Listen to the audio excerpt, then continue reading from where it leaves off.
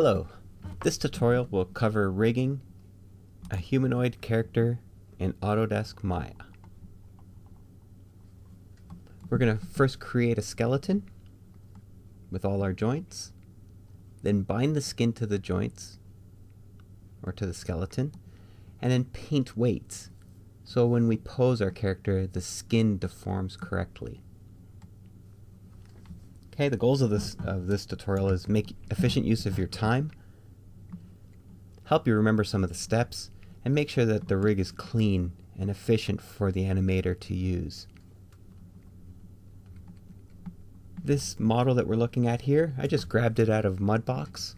It's one of the default humanoid characters. I just exported it as an OBJ file and just imported it into here. When I create the skeleton, I create a limb at a time, one limb, and when I create those limbs, I follow a set of rules that helps create a clean rig for the animator. First, we're going to create the joints themselves. Then we're going to name the joints. Now this is an important step. You'll see us using our names a little later. Then we're going to move the joints into position. Okay, just to tweak where they sit. Now this is the parent joint that we're going to be moving. The children joints, or the child joints, will be rotated into position. Okay, and this is what's going to help us keep a clean rig for our animators. Then afterwards we're going to freeze our joints and orient our joints, again to optimize this rig for animation. So let's start creating some joints. Now to create the joints, you need to set up your interface so that you could see the joints inside the mesh.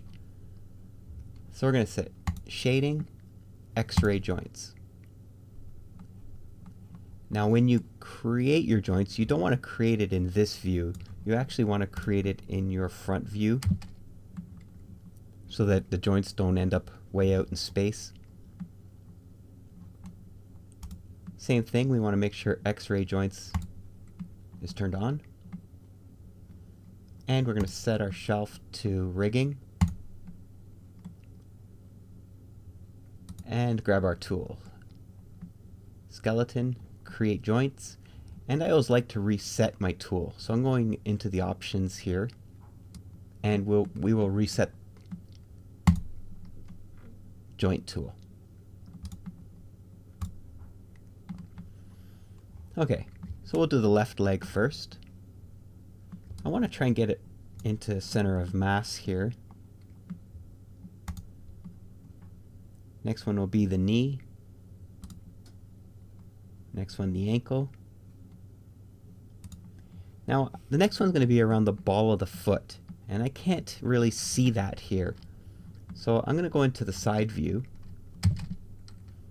And you can't see the joint now because the X-ray joints is not turned on. So let's turn that back on. There you go. And we want to create this last joint. Now you can see this joint here should be in the ankle. We'll rotate that into position a little later. But since we know that it's a head, I'm going to put this, instead of right where I want it, I'm going to put it a little ahead as well. That way when I pull this joint back, this one will go back with it. Okay, so now we have our three joints, or four joints. We should just quickly name them. Left hip, left knee, left ankle, left toe. We can now go into our regular perspective view and take a look to make sure that that parent joint is in the right place. Okay, so we've created the joints, we've named them. Now we want to make sure that that parent is in the correct position. So I'm just looking at this particular joint. It's looking a little bit high. So we can move that into place. Okay, we can move the parent. We want to try and avoid moving the children. We want just to rotate them. And that it'll help us keep a clean rig. Okay, and if you want to just move the one joint, tap the insert key.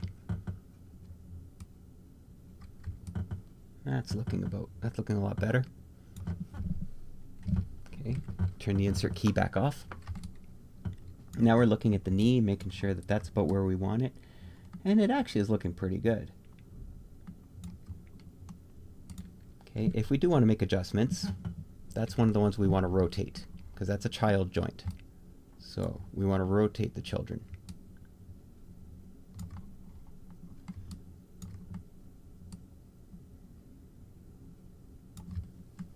Okay, this one's clearly off, this ankle joint. So we can rotate that one. That's also a child joint.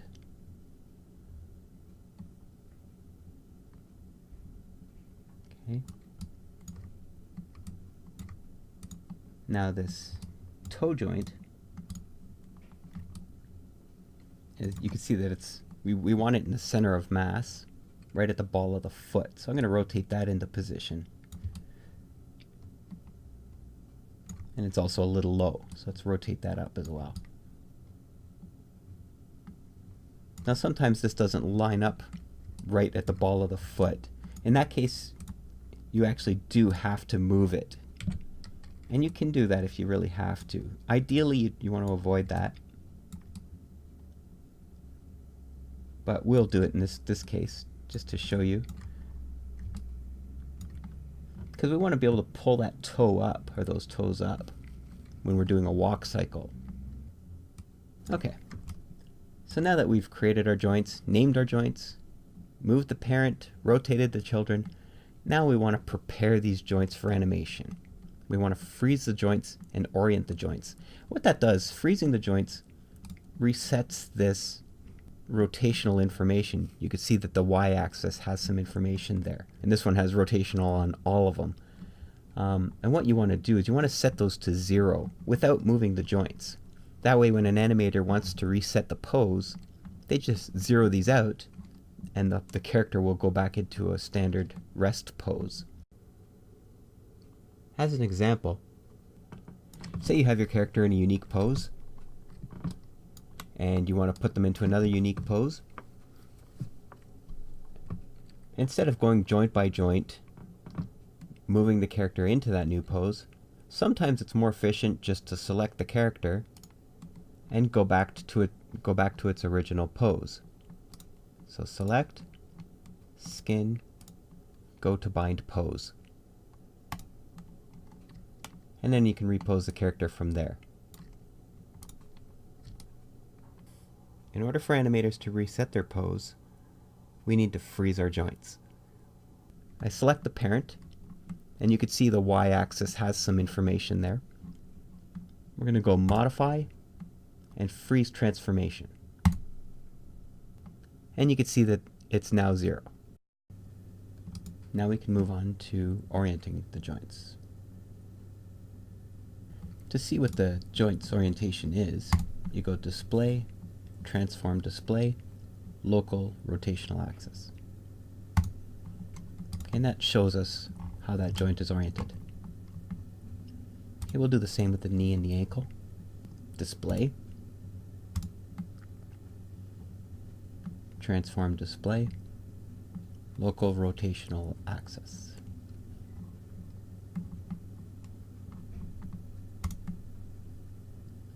Display, Transform Display, Local Rotational Axis. And now you can see where those joints are pointing. And what we want is we want these rotational points to point along that bone. So when the animator poses that leg, it'll pose it correctly. Okay, right now they're a little bit off. And it's a good rule of thumb to make sure that they're oriented correctly so that animation is more efficient.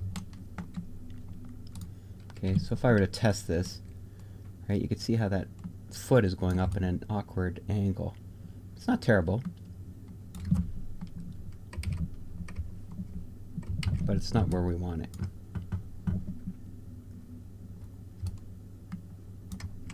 We can also test the knee as well. Okay, that looks okay, but we want it to be as close to perfect as possible. So what I'm actually going to do is, again, select the parent,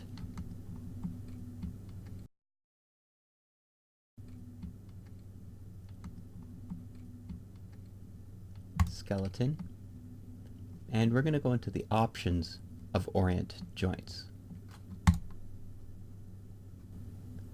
And what we want is we want Y, X, Z. And if you watch these orientation display markers here, when I hit orient, they'll actually go along the leg, specifically the Y-axis. Okay. So now they're exactly along. Okay, so we've done our first joint chain. So we've created them, named them, moved the parent into place, rotated the children into place, and then freeze and oriented our joints so it's efficient for the animator to use. Now what we're going to do is mirror this onto the other leg. Now this is when we're going to make our first use of naming our joints. When we mirror this particular joint chain, it will actually rename the right leg properly. So this is the first time we're actually going to benefit from naming our joints. I'm going to go to skeleton, mirror joints. Again, I'm going to go into the options. Now we want to flip it or mirror it on the YZ axis. And we want to rename anything that's L underscore to R underscore for right. That way when we mirror it, it'll snap right into place and have the correct naming. Okay. And there we go. So we got our legs done. Okay, let's do our arms now, following the exact same rules. Okay. Again, we have to go into our front view, grab our Create Joint tool, put it roughly where we want the shoulder joint to be. We can move that one. This one we want to put as accurate as possible as well, but we can rotate it around. And again, same with the wrist. And just like before, we're going to quickly name these. Left shoulder, left elbow, left wrist. So we've created, named. Now let's check that parent. Okay, to check that, we want to go back into our perspective view.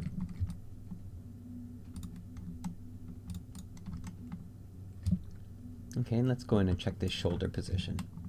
Okay, looks a little too forward there. Okay, so it is a bit forward, so I am going to move it into place, just like the rules let me. Move parent into position. Again, we're trying to keep it in the center of mass.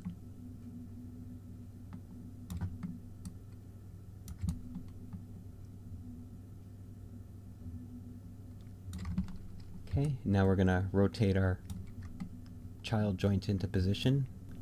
And it is a bit short, so I am going to move that one. You want to try and avoid that, but in this case, we want to make sure we get it right where we want it. So I'm going to hit the insert key so it only moves the one joint.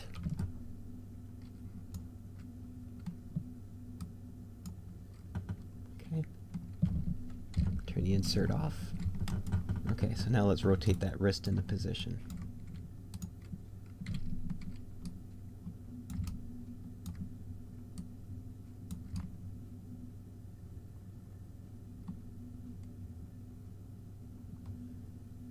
Okay, it's looking pretty good. Now again, you can see that the rotation or the orientation is set incorrectly, and we now have rotational information as well. So again, to prepare this joint or this arm for animation, we want to freeze the joints to get rid of all that rotational information. Modify freeze transformation, and that will set it to 0. So the animator can zero out this pose. And we want to set our orientation.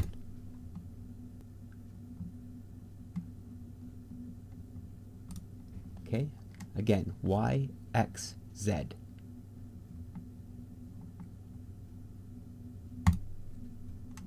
that way it'll pose this arm correctly. Okay, so that arm is ready for animation. We're going to mirror it again, and again we're going to have it automatically rename these joints for us. So skeleton, mirror joints. I go into the options. We're going to search for L underscore and switch it to R underscore, and we're going to mirror on the Y Z axis. There we go. And again, I'm going to freeze it just to make sure everything is 0, and orient it to make sure. And that time it did actually make some changes.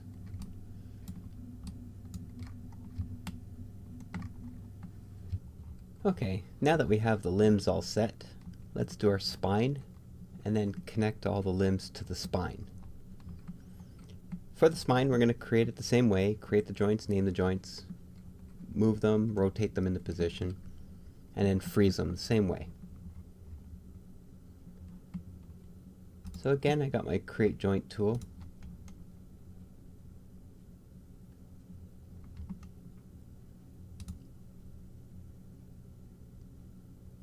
And I like to put a few joints near the bottom to give it some agility when you're posing that character.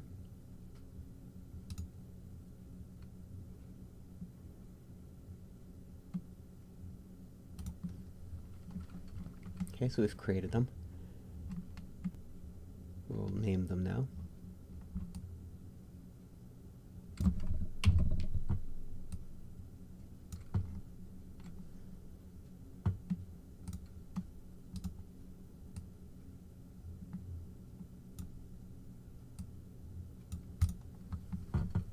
Okay, and then once they're in place, again, we're going to freeze the joints and orient the joints.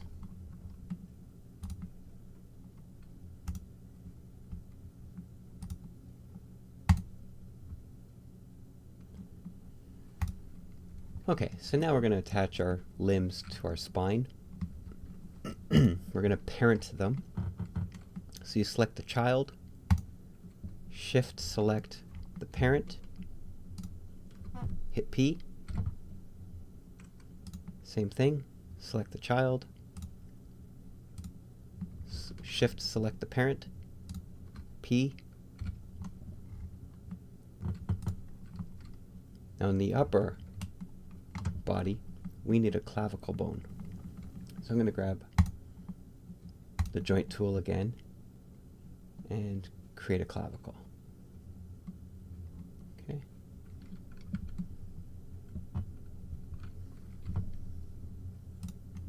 And the same thing, we're going to parent that. So now that we have our skeleton, we can now bind our skin. The mesh is the child. Shift click the hip, and we're going to skin, bind skin. So now that we've created our skeleton and we've bound our skin to our skeleton, when we move our skeleton, it should actually move the skin or the geometry as well. That will also give us our squash and stretch when we need that.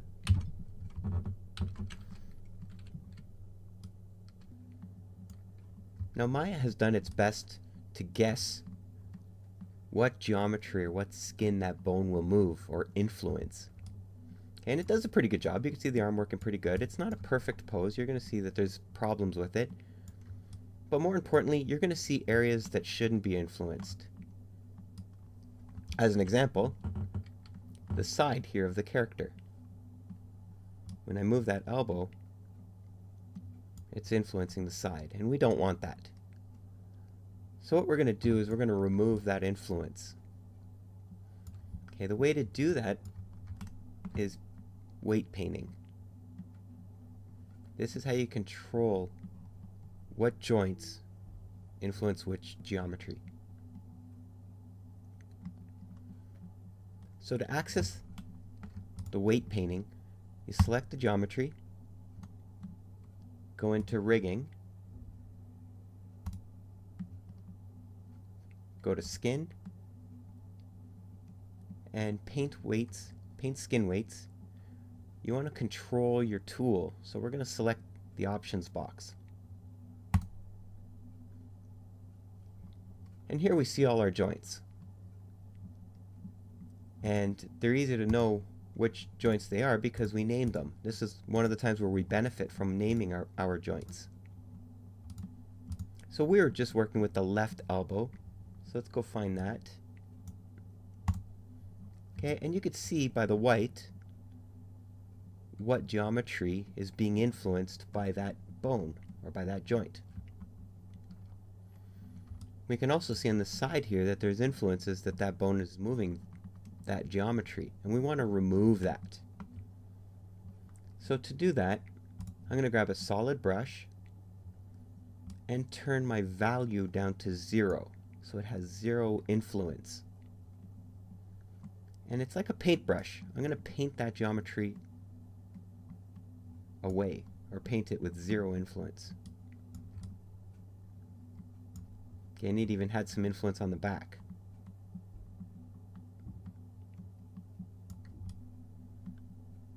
Okay, so now that that's fixed, we can test it again. Okay, we still have that weird deformation there, but we did get rid of that influence on the side, which was causing us some grief. So when I paint weights, I have a bit of a procedure that I follow for that as well. Part of it you just saw. I test the motion, remove unwanted influences, like we did with the side, and then I test the motion against a pose. Because sometimes it's hard to visualize what that deformation should look like. So when you test it against a pose, it becomes a lot easier. And then I adjust the influences to match that pose. An easier example of that would be working with the toe.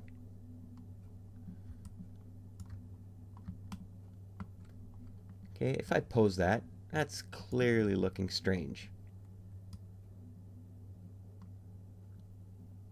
Okay, but before we figure out how that should look, let's first see if there's any unwanted influences.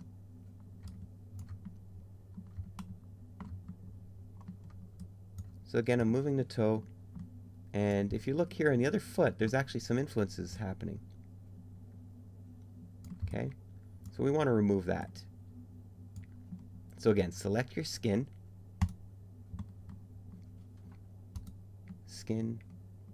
paint skin weights, and now we're working with the left toe.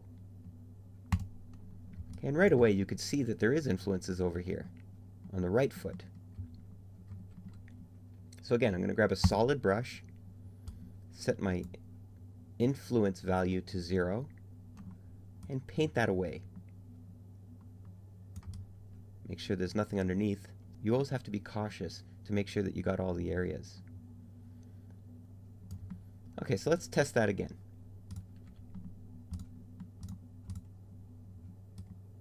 Okay. So now we can see it's not affecting this right foot anymore. But still, when we pull that toe up, it certainly doesn't look correct. But how should it look? To solve that, I always test it against the pose. That always helps me. So let's take a simple walk cycle. This was from the Animator's Survival Kit by Richard Williams, and you could see the toe, how it's posed. Okay. Certainly not looking like that. It's more of a harsh edge on the top. Let's see what those influences look like. We're going to select the geometry,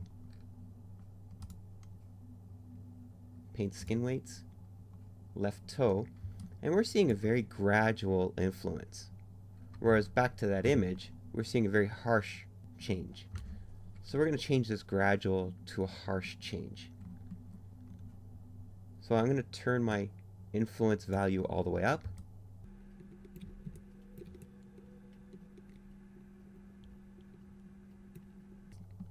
Okay, so now let's test that.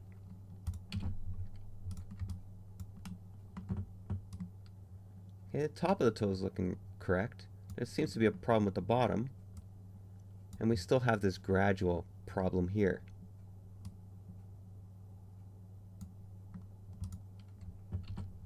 So you could see the gradual influence. So let's remove that gradual influence. I'm going to turn my value, my influence value, all the way down. I'm going to get rid of that gradual influence.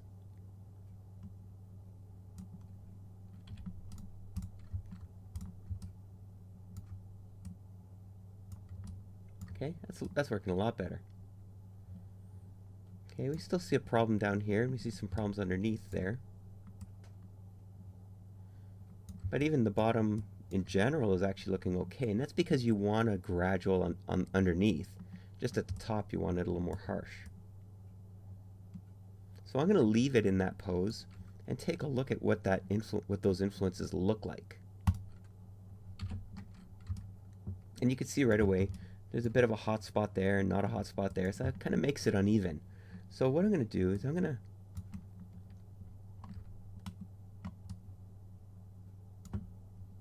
give the toe a very direct influence, or the toes a very direct influence, and then start to gradually back it off.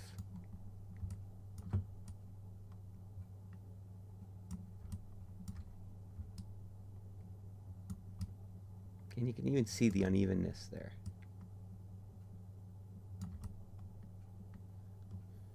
Okay, and if you see it start to puff out, that means the influences aren't high enough.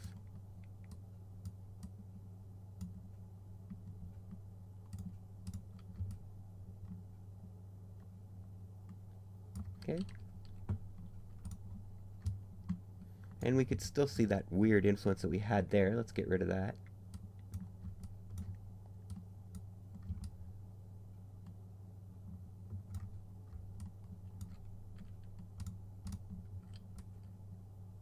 And that's looking a lot more natural. Okay, of course you can always tweak it a bit more. So that procedure works really well. Test the motion, get rid of unwanted influences, test the motion against a pose, and then adjust the influences to match that pose. Looking back at that image really helped to see that there's a hard line there. So it helped me put a hard line in that influence on the toe. So I hope this tutorial was helpful for you. As you can see, I do things in a very procedural way. It makes sure that every joint and every aspect of the character is taken care of in a very specific manner. So creating the skeleton, we have our rules that we followed, and that helped us. You know, we created the joints, we named our joints, moved the parent into position, rotated the children into position, froze those joints and oriented them. Okay, and we did this for every joint chain. Okay, and it made sure that every joint behaves the way we want it to behave. Then when we bound the skin, we tested that, and then we painted weights to remove unwanted influences, and then we painted weights to match a pose. And you're going to do that for every joint. So again, I hope this tutorial was helpful for you. Best of luck with your rigging.